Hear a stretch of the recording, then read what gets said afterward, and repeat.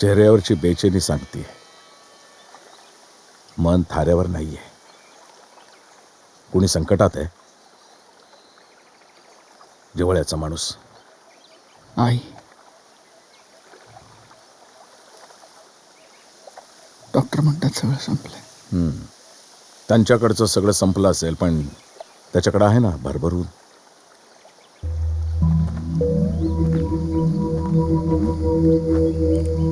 काय केलंस आईसाठी? सगळं केलं. म्हणजे तिचं नाव, तिचा पैसा तिच्यासाठीच वापरलास. तू काय करू शकतोस? जीव देऊ शकतो. भीक मागू शकतोस?